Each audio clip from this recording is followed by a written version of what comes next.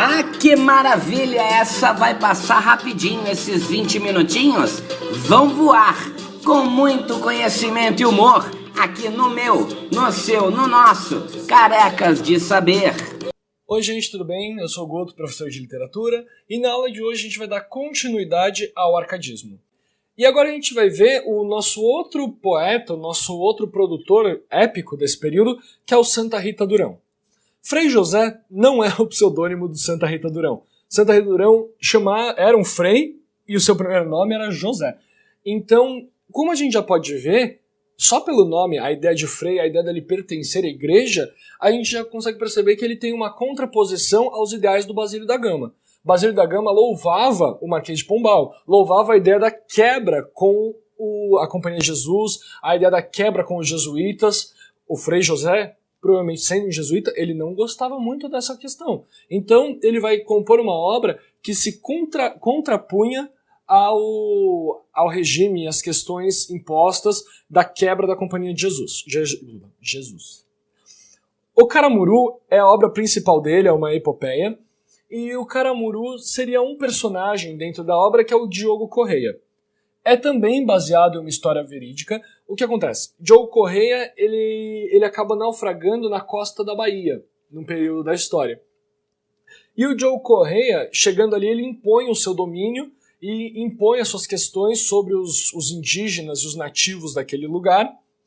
E ele impõe dando um tiro de espingarda. A hora que ele dá um tiro de espingarda, ele é chamado de Caramuru, que seria alguma coisa próxima com a velocidade do trovão, ou o tiro do trovão, filho do trovão, numa linguagem tupi. Então o Caramuru seria esse personagem principal, que é o Diogo Correia. Durante a obra, ele vai se apaixonando pelas duas irmãs, a Paraguaçu e a Moema, e ele fica o tempo todo indeciso com quem que ele vai ficar, quem que ele vai levar para Portugal de volta, o que acontece. E no final da obra ele acaba escolhendo a Paraguaçu. O final da obra é extremamente trágico, como uma epopeia. Quando ele está indo embora no seu navio consertado com a Paraguaçu de volta para Portugal, depois de ter catequizado grande parte dos índios, imposto a questão da religião, Moema, não satisfeita em não ter sido escolhida, ela nada atrás dele. Ela vai nadando atrás do Diogo Correia e ela se afoga no caminho, tendo esse desfecho trágico, esse final de uma pessoa que se sacrifica pelo amor que ela tinha por esse Diogo Correia. Muito embora a obra tenha um caráter extremamente conservador, por conta da louvação à religião católica, por conta da louvação à Companhia de Jesus, aos jesuítas, ao trabalho que eles fazem com os índios, é uma obra que também prenuncia, tem umas características pré-românticas por conta dessa união entre o índio e o português. Essa união que a gente vai ver no romantismo, que o José de Alencar vai mostrar pra gente e vai falar, o povo brasileiro é uma miscigenação, é uma mistura do português e do índio. Então essa mistura já é mostrada nessa obra, já é abordada nessa obra. Santa Rita Durão gostava muito de Camões, então ele segue a mesma métrica dos Lusíadas, certo? Que a gente já falou nas aulas passadas, na aula que a gente falou sobre Renascimento, mesmo número de versos, estrofes, o esquema de rima também, AB, AB, AB, CC, ele vai seguir exatamente a mesma construção dos Lusíadas. Só que a obra dele não chega perto da grandeza dos Lusíadas, certo? Então, o Frei José, enquanto obra épica, é uma contraposição ao Basílio da Gama.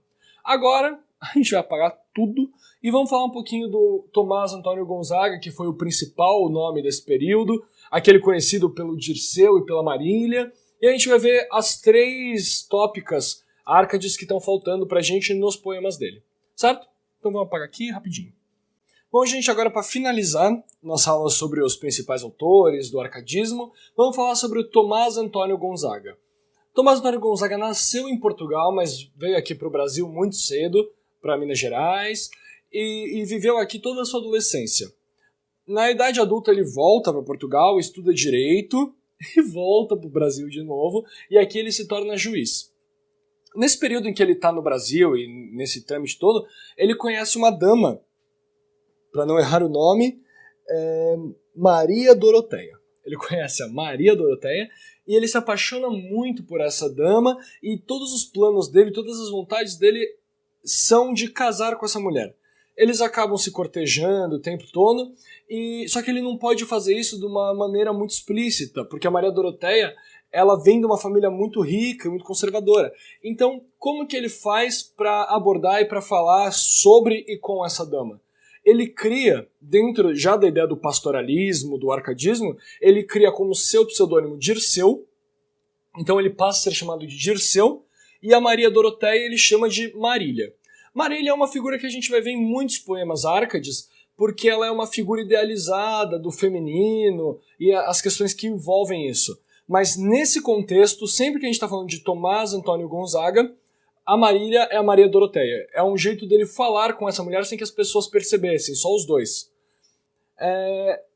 Então ele começa a conversar com ela, eles começam a se cortejar, e o casamento, enfim, parece dar certo. Entretanto, é descoberto que Tomás Antônio Gonzaga fazia parte da Inconfidência Mineira e ele fica preso durante 3 anos. Depois de um tempo ele é solto, e quando... Ele é solto não, né? Ele é exilado. Depois de 3 anos preso ele é exilado. Ele nunca mais pode voltar a ver a Marília, e ele vai para Moçambique, onde ele se casa com uma jovem por lá. E vem a morrer no final de 1800. Enfim, a obra dele, a obra de Tomás Antônio Gonzaga, é dividida em 2 tipos. A primeira é a lírica, onde ele fala sobre a Marília e o Dirceu. A principal obra se chama Marília de Dirceu. Esse D é muito interessante, porque é uma ideia de que essa Marília, essa mulher, sempre vai pertencer a ele, da mesma forma que ele sempre vai pertencer a ela. É um pertencimento mútuo, é um amor correspondido, mas que se torna impossível por conta do envolvimento dele com a Inconfidência Mineira. E a satírica, que na verdade seria menos satírica e mais crítica, se chama Cartas Chilenas. As Cartas Chilenas, Cartas Chilenas é uma obra em que ele faz uma dura crítica ao governo de Minas Gerais, ao governo do Brasil de maneira geral, mas ele coloca isso como se ele estivesse fazendo uma crítica ao governo chileno. Então é uma brincadeira, e foram cartas que circularam entre os poetas daquele período e que foram compiladas depois num livro. Mas é uma forma de deixar clara a sua crítica e sua insatisfação em relação ao governo. Por isso que as cartas chilenas são colocadas no satírico ou crítico. A lírica, a Marília de Dirceu, ela é dividida pela crítica especializada em 2 partes. Uma primeira parte extremamente árcade, extremamente bucólica, com todas as questões, as temáticas, as tópicas que a gente já levantou, com toda a noção do pastoralismo, da simplicidade, da beleza na natureza. E é a primeira parte. A segunda parte foi escrita enquanto ele estava preso, enquanto ele estava afastado da Marília e já com a consciência de que ele não haveria novamente.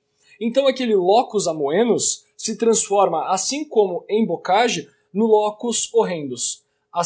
Ele também começa a trazer uma ideia muito forte do sofrimento, de um lugar ruim, um lugar péssimo, e isso já é considerado características pré-românticas que virão a se concretizar na próxima escola literária.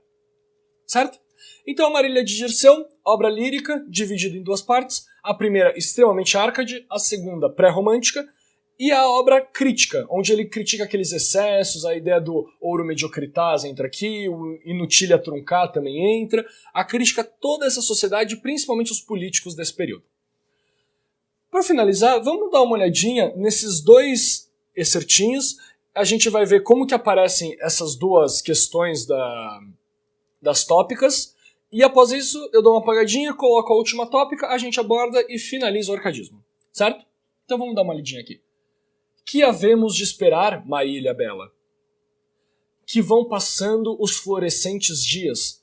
Ah não, minha Marília, aproveite-se o tempo antes que faça o estrago de roubar ao corpo as forças e no semblante a graça.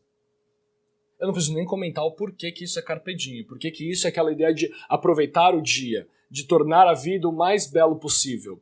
Vão passando os florescentes dias, os dias que já são belos vão se extinguindo, vão passando, e a gente tem que aproveitar esse tempo, antes que o próprio tempo faça o estrago de roubar as forças, a vitalidade, a juventude, e que o próprio tempo faça com que essas pessoas se tornem pó. Então, a vida seria uma corrida contra o tempo, e o carpe diem é essa ideia de que aproveitar esse tempo, usar o tempo a favor e não contra. Claro? Aqui, para viver feliz, Marília basta, De novo ele retomando a ideia da Marília, que os olhos movas e me dê um riso. Graças, Marília Bela. Então ele está mostrando pra gente o que é necessário para ele. Longe desse ouro medíocre, colocando a contraposição, né, porque o ouro seria o metal mais valioso, a preciosidade do ouro, ele coloca esse ouro de lado, ele fala que esse ouro é um excesso e que para ele, muito mais valioso é o riso e os olhos da Marília, dessa mulher que ele amava. Olha a carga de sentimentalismo que existe entre o Dirceu e a Marília. Embora digam, muitos estudiosos digam, que a forma de abordar e tratar essa dama é muito contida, a gente consegue ver nas entrelinhas, na forma como ele corteja ela, a intensidade do sentimento que ele tinha. Claro? E para finalizar, a gente vai falar sobre o locus amoenus, e eu havia dito que era o último, mas eu menti porque eu decidi mostrar para vocês um pouquinho que era o locus horrendus também. Para ficar claro como que mudava essa perspectiva, principalmente dentro da obra Marília de Dirceu. Portanto, vamos lá. Num sítio ameno, cheio de rosas, de brancos lírios, murtas viçosas, de seus amores, na companhia de seu passava alegre o dia. Toda uma construção de um lugar tranquilo, um lugar pacífico, ou já inicia falando, num lugar tranquilo. Olha a construção, cheia de rosas, brancos lírios, murtas viçosas. É um lugar maravilhoso, um lugar tranquilo, onde você pode respirar, sentar embaixo de uma árvore, ler um livro. Então, toda essa construção ainda remete à ideia da alegria, porque a simplicidade, o lugar tranquilo, o lugar simples que traz alegria para esse homem. E o Dirceu passava, acompanhado pela Marília, feliz os dias neste espaço super tranquilo. Claro, super fácil. Essas tópicas, Árcades, embora tenham nomes estranhos, às vezes seja difícil a gente decorar o que cada um significa, a gente consegue ver que eles aparecem muito forte nos poemas. E às vezes, e muitas vezes o poema não tem só uma das tópicas, mas tem duas, três, às vezes todas. A gente já viu nos trechos anteriores que existia uma questão de locus a menos. A gente viu no trecho da Aurea Mediocrità que tinha o Inutilia Truncar, a gente viu que eles se misturam. Claro? E aqui para finalizar esse locus horrendus que não entra como uma das tópicas Árcades, não é um dos principais temas, mas que alguns poetas acabaram recorrendo por estar prevendo, por já sentir essa vinda, esse emanar do que seria o romantismo. Ó retrato da morte! A gente já viu como começa completamente diferente. Os outros trechos alegres, calmos, tranquilos, num lugar bonito e prazeroso. Ó retrato da morte! Ó noite amiga! Por cuja escuridão suspiro há tanto, cala de testemunha do meu pranto. Esse cara tá chorando no meio da noite, e de repente o dia, o lugar tranquilo e bonito, a noite virou amiga dele. A escuridão, a falta de tranquilidade. Aqui a gente já começa a ver a inquietação desse sujeito, a inquietação interna desse sujeito, que vai sendo aflorada e que vai tomar corpo e vai ser realizada de fato no momento em que a gente vai ter o romantismo, que é a próxima escola literária que a gente vai dar uma olhadinha, que a gente vai estudar, e é uma das escolas talvez mais extensas, porque cada geração tem uma característica diferente, então vai ser algo que a gente vai debruçar um tempinho um pouco maior. Então a gente fecha o arcadismo por aqui, espero que vocês tenham gostado, tenham aprendido bastante em relação às características, os autores, porque é uma escola literária bem interessante, dentro de tudo que eles colocam, dentro do contexto histórico. Então eu agradeço a atenção de todos vocês, até a próxima aula. Tchau, tchau!